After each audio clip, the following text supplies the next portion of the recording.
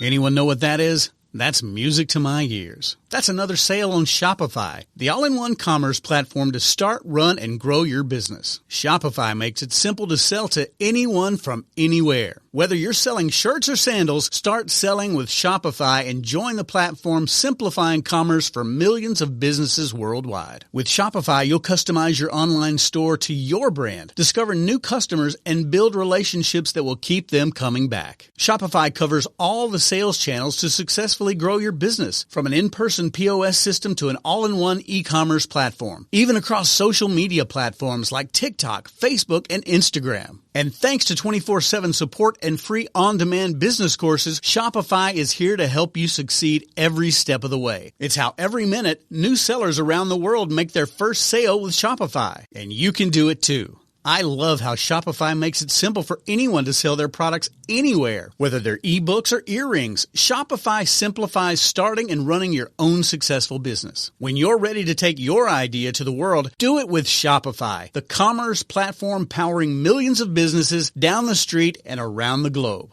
Now it's your turn to try Shopify for free and start selling anywhere. So sign up for a free trial at shopify.com/C-Suite, all lowercase on C-Suite. Go to shopify.com/C-Suite, all lowercase on C-Suite to start selling online today. Shopify.com/C-Suite.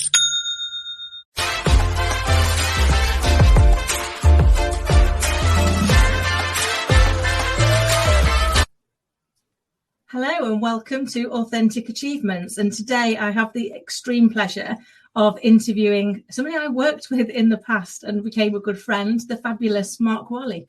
Mark, welcome. Thank you very much, Kim. It's such a joy to chat again. We were just talking previously before, weren't we? It's been years, but we worked together at Barclays before you've moved on to an even more illustrious career, doing all kinds of things, haven't you? From working in wealth, moving across, and you now work for STEP. Could you tell us briefly what is STEP and what do you do there?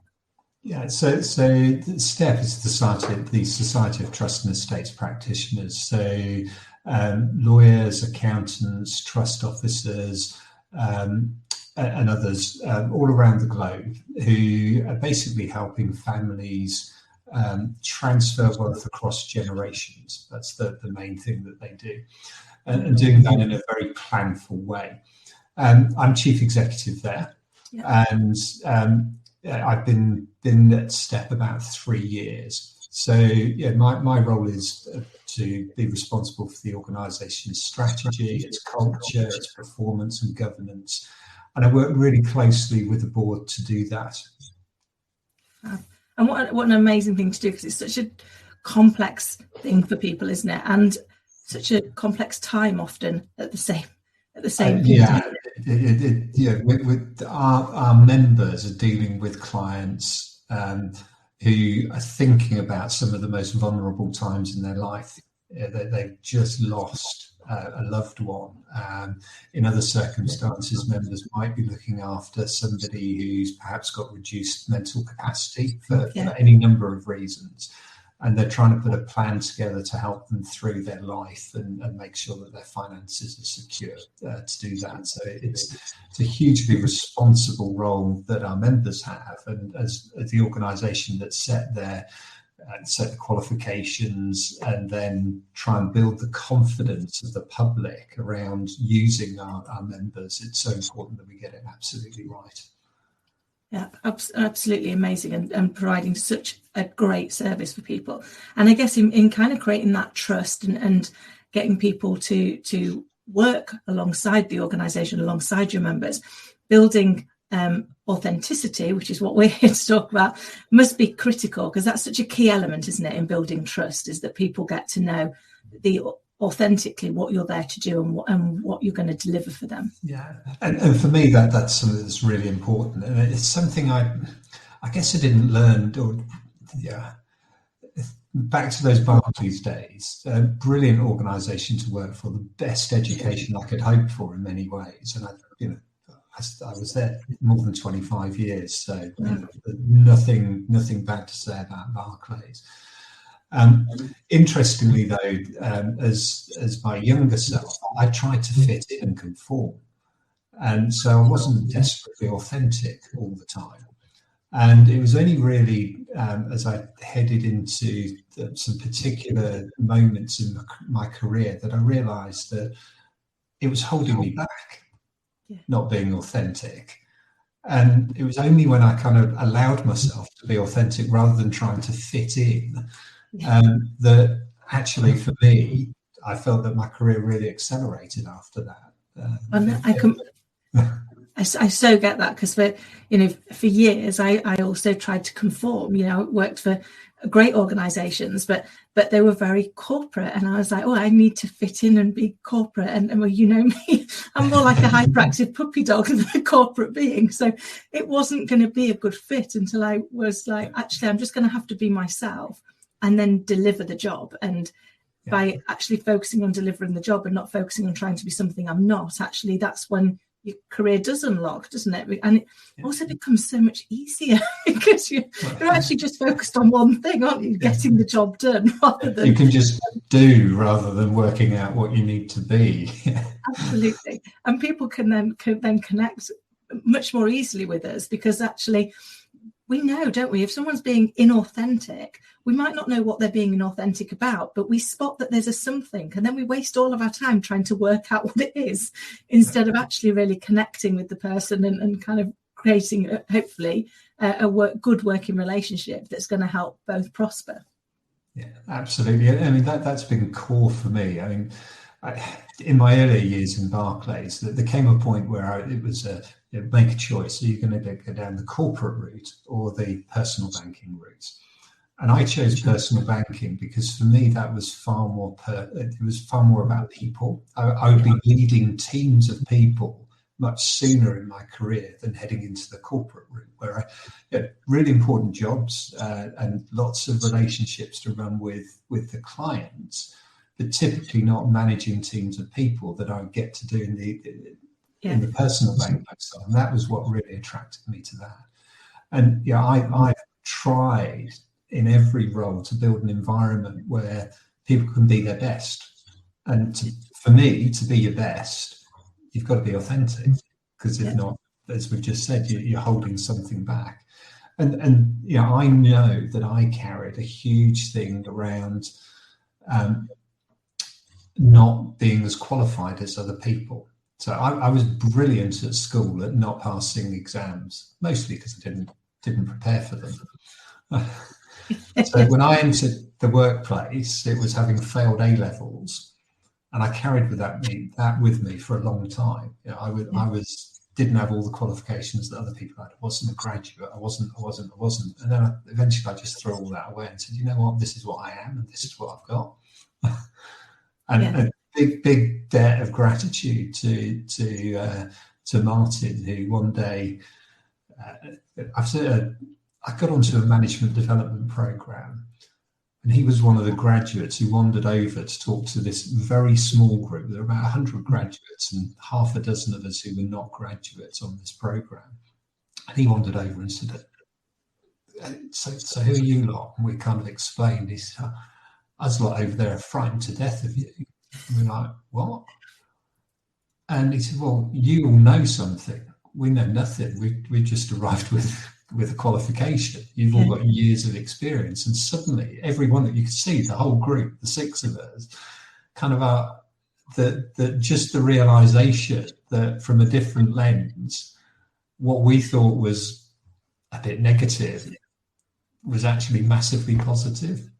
It's amazing. Really interesting. Yeah, we live in a world of polarity, don't we? For every up there's a down, for every left there's a right, and it's fascinating when you go and ask somebody else and get their perspective, and all of a sudden the thing that you thought was the biggest challenge, they see as your greatest strength. And I think that's something we kind of unfortunately learn too late in life, don't we? So we've spent years feeling like pulling ourselves down and going, similarly, I don't have the qualifications, I don't have the degree, I do have an MBQ in hairdressing, as you know, and I'm not sure that was always what people were looking for, but actually once you put that baggage to one side and go, I'm just going to show up as who I am and let my reputation and my experience speak for me, instead of almost holding up everything I haven't got. So I haven't got any of these things. We do these awful things to ourselves, don't we, in our heads, because we kind of pull ourselves down and hold ourselves back. And then we project it outwards and assume someone else has done it, until great conversations like the one you had, where somebody tells you their perspective, you're like, oh. It's interesting. I was at a, so I do some volunteer work with the Institute of Directors in Surrey. And we've held a couple of events with students at Royal Holloway and at University of Surrey just recently, all about transitioning from student life into the workplace. And one of my big messages for them has always been that your degree, and I have to apologise to the university in advance for it, your degree is your entry ticket.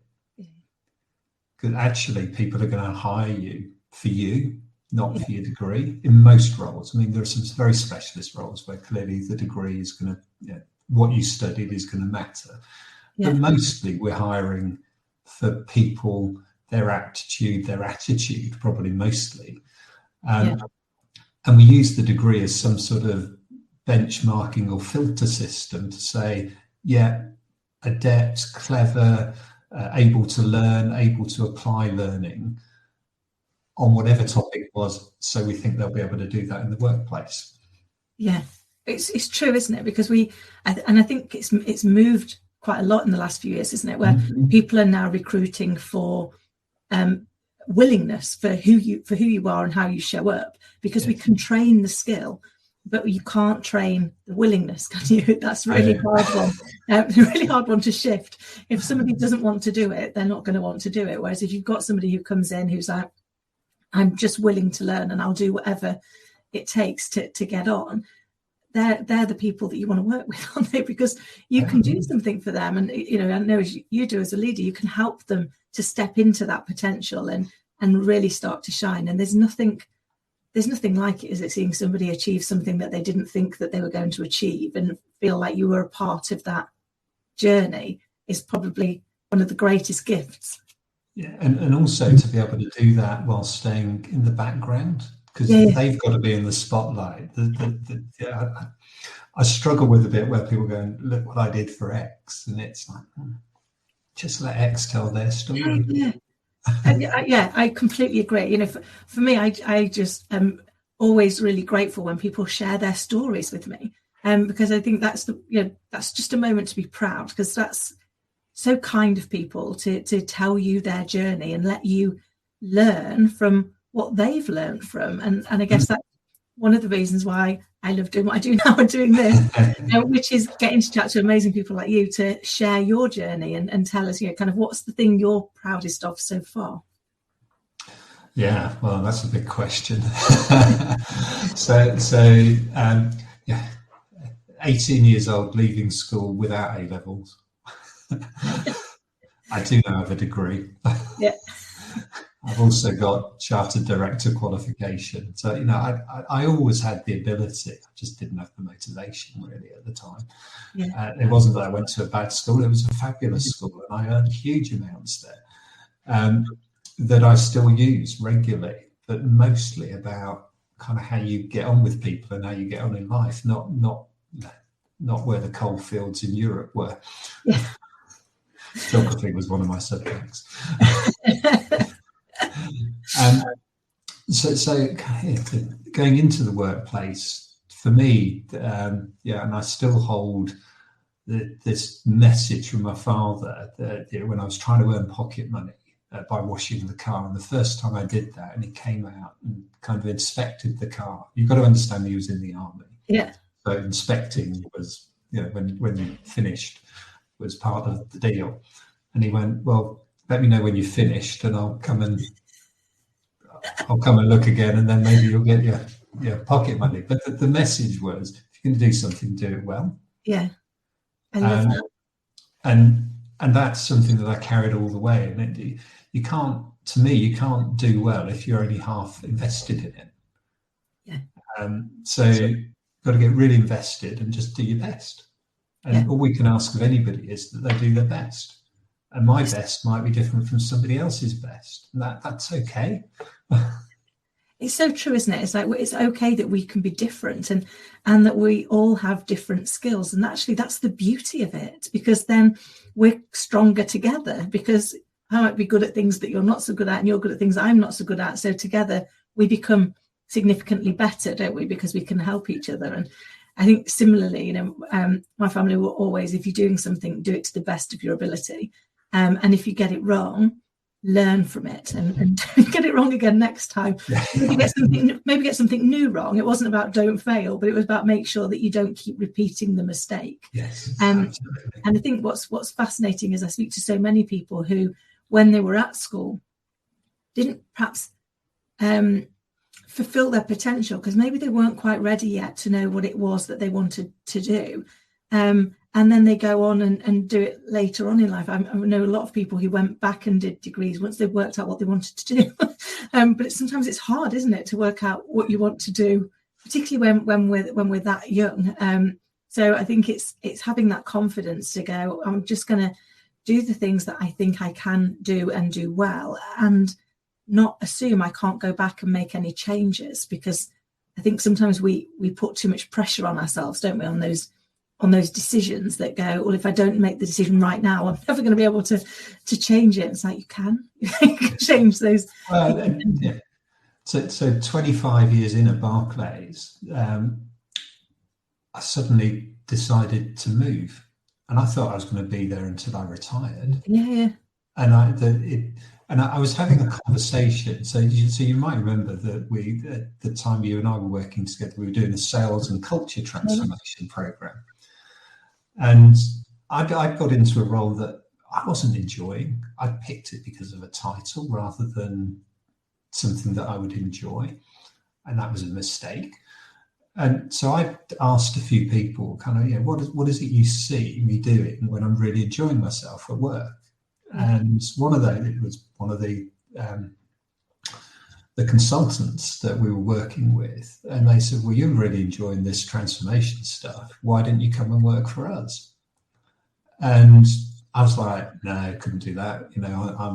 I'm Barclays through and through. And it took me 6 months to allow myself to think that I could actually do that and make that transition. And I put up 100 different reasons why I couldn't. They're all nonsense. Yeah. And I made the move, and it was brilliant. And I just enjoyed every day of being at work. And it threw me into a whole different world. And at times, I was basically going out and doing the same type of role as I've been doing at Barclays, doing transformation work, but doing that with any number of different banks in any number of different places.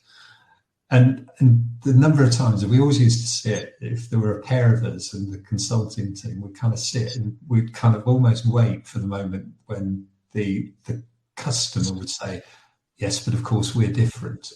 And you think, not as much as you think you are.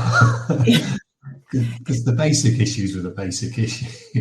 They usually are, aren't they? And actually, one of the things that always makes me smile when I'm working with clients as well is they'll go, oh, we're different, or it's really complicated. And I'm like, well, it's kind of not, because everything comes down to people. Because you've got customers, but they're people. You've got colleagues, but they're people. And you've got suppliers and partners. But actually, you're dealing with people in all of those. So if you get really good at working with people and listening to understand and trying to find a way forward together, the rest of it becomes easy. And unfortunately, that's usually where it all goes wrong in transformation, isn't it? Because we've got a great plan, but we've not thought about the people and the culture and how you take them on the journey. And so you end with the part that doesn't quite get embedded because people are fighting against it because it was done to them, not done with them. And I think one of the things you're great at is making sure that you take the people on the journey so that they understand why it's happening, they understand the part that they need to play in it, and they feel safe. Because I guess similarly to you making that massive move, 25 years in Barclays and then suddenly deciding I'm going to go and do a new career, that's got to have been a massive decision. As you said, it took like 6 months. But having to go through that mindset piece of telling yourself why you couldn't versus telling yourself why you could. Yeah. What made that change? So it's me and my lists. So I'm quite planful, and there was for me there's a sort of a saying that spontaneity takes a lot of forward planning. You know, when you turn out, and we used to hold celebration events, so annual celebration events in Barclays, in the division we were in, and we'd want to celebrate the best that had happened over the last period. And the amount of effort, as anybody that knows that's run an event, the amount of effort that goes into something like that is huge. And when you're in the middle of it as a delegate, it feels spontaneous and in the moment and everything else, and you start thinking months of effort. So I guess it was that same sort of thing. It's like, what am I trying to work out here? So really what I was trying to work out was, what did I think I would enjoy doing in my career?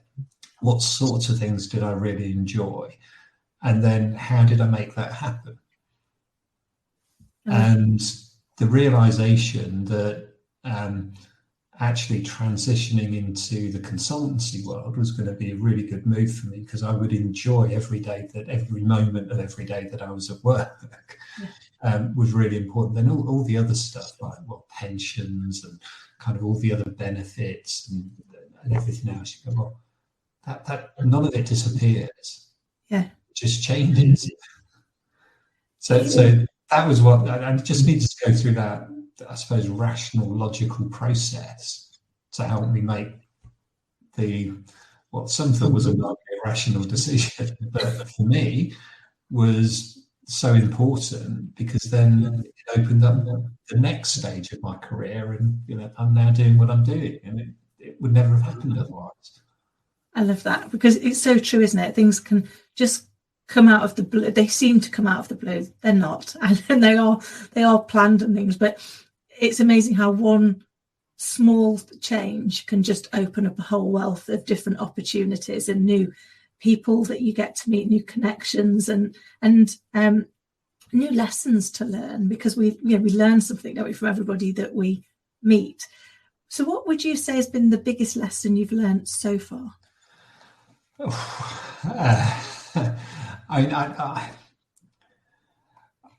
I've got a list of that. There's not one single thing, I don't think. So when I kind of think about this, and my wife and I actually discussed this on a journey back. So I've got 2 grown-up children, and we were taking our youngest to university for his first term at university, and our eldest was going back to start his final year. Wow. We're dropping them both off, and on the way back, my wife and I were sat in the car going, what do we wish we'd known way back then? There was a whole bunch of stuff, and neither of us had been to university, so this was all new. There was no family history around it or anything else. But we kind of went, well, there's a big thing about preparation. So back to my school days, I used to go into exams without having done revision. And surprise, surprise, I failed them. And you shouldn't turn up at an exam like that. You wouldn't turn up at a sports match like that. You practice. Yeah. And Chris, my wife, has got a whole stack of sports medals, because she used to practice a lot and got better than everybody else. Yeah. So for us, there was a thing about practice. There was a thing about belief. So believe you can do something. So that move for me was quite daunting. But I also remember I'd been to work in Greece earlier on in my career in Barclays, and I was about 2 weeks in, and new country, new culture. This was Greece in 1990, very different to how it is now. Central Athens, hardly anything in English. I was like an alien. That's how I felt, and was really struggling. And somebody just said to me, they grabbed hold of me one day and said, look, this is tough because of all those factors, but you've been picked because somebody's seen something in you. And that just gave me the confidence to believe that I had the ability. And then kind of we went on a bit, and it was about, well, actually stuff happens in your life and there are setbacks. It's not all it's not all an upward trajectory. And recognizing that we've done all the big things. So we went through, there's been redundancy, death of close families, negative equity, kind of we've experienced our fair share of stuff. Yeah. But then so does everybody. But it happens. Most of the stuff that happens is relatively small when you think about it in life terms. So kind of accept that and get on with the rest of it. So I was just going to say that's a great attitude, and you're right. Life does love to throw us the odd plot twist, but one of the things that I always say is you've survived 100% of the challenges life's thrown at you so far. That's one heck of a batting average. Yeah. I would bet on you to survive the next thing. So that belief piece is huge, isn't it? Because when we ask people to do something for us, or we give them a job, or we give them an opportunity, we do it because we believe that they can. Because if we didn't believe that they could, we wouldn't give it to them because we'll look stupid. But I think what we fail to do is tell them that we're doing it because we believe in them. And yet the power of belief, the power of somebody giving you their belief is amazing, isn't it? It can totally change where you are. As you said, when you were in Greece, it gives you the courage, I think, almost to keep going and go, maybe I can do this. They believe me. I'll borrow. I've learned late in life to borrow people's belief when I don't have any of my own. I go, okay, if you believe that I can, I'll borrow yours, and I'll do my best not to let you down. And it does allow you to kind of probably find a bit of courage that perhaps I was sadly lacking on my own without having that person in your corner. And in some ways, it's almost the stuff that our parents taught us, but we didn't realise because they kept on showing us belief. Yeah. Because as a child, how did we know what we could or couldn't do? What we didn't have was lots of limiting beliefs as children, and we just we figured we could walk because everybody else does. Yeah. That's so true. I use this one all the time. I spoke with my little girl when she's 5 now, but when she was walking. I was like, if I had to wake up tomorrow and learn how to walk or talk or run or jump or skip, I'd be overwhelmed. I think we all would. And yet at my most vulnerable, at all of our most vulnerable, we learned to do it. So why was that? Limiting beliefs. Absolutely. And I think for me, one of the things that really came out is I've yet to see a child who's learning to walk that doesn't have at least one adult nearby going, come on, you're nearly there, you've got this. So we quite literally give them our belief. Yeah. And yet we stop doing it when we're adults, don't we? We stop overtly giving our belief to people. And yet, wouldn't it be amazing if we started doing it and help people to kind of really lift themselves up? Yeah. And for me, that's kind of links into some of the other stuff. There's a huge amount of teamwork that gets the things done, as you said earlier. If we all came to the table with the same views and set of skills, it would be a pretty pointless table, really, because we might as well have done it on our own. and there's something I picked up. I've done quite a bit of work in and out of Africa over the years in different roles. And they've got a fabulous proverb down there about if you want to go fast, go alone. If you want to go far, go together. And it's just for me, it just summed it up. It's just brilliant. And I think about all the things I've done in life, and that proverb is true. Yeah.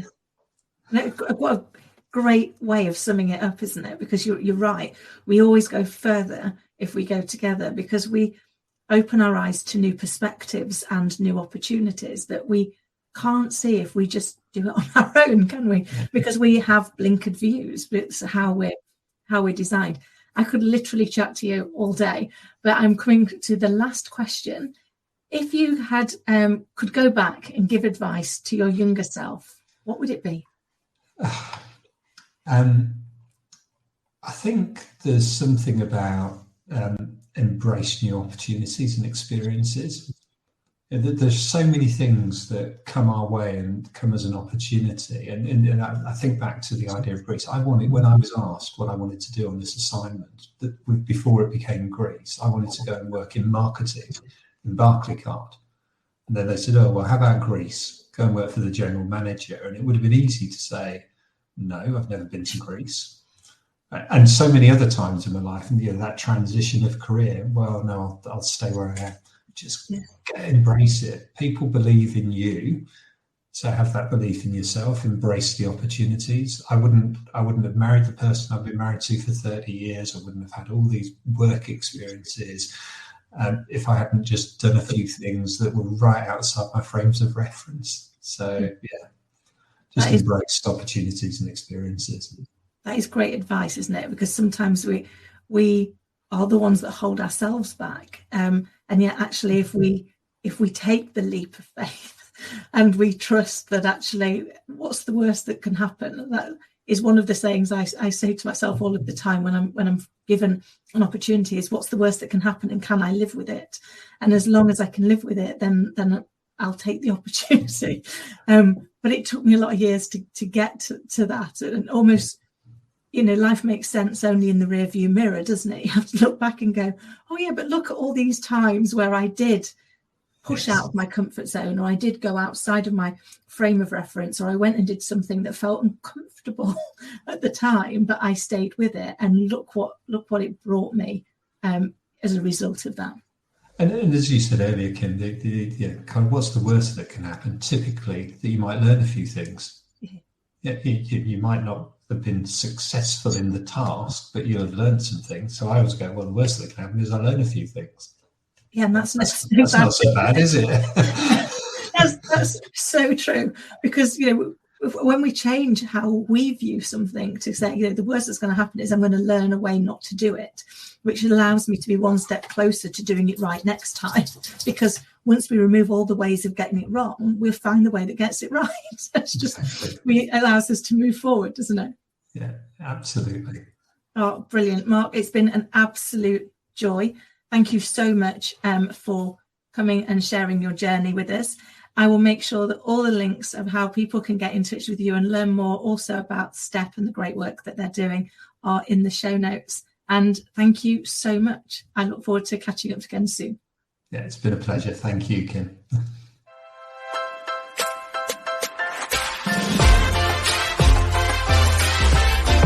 This podcast is a part of the C-Suite Radio Network. For more top business podcasts, visit c-suiteradio.com.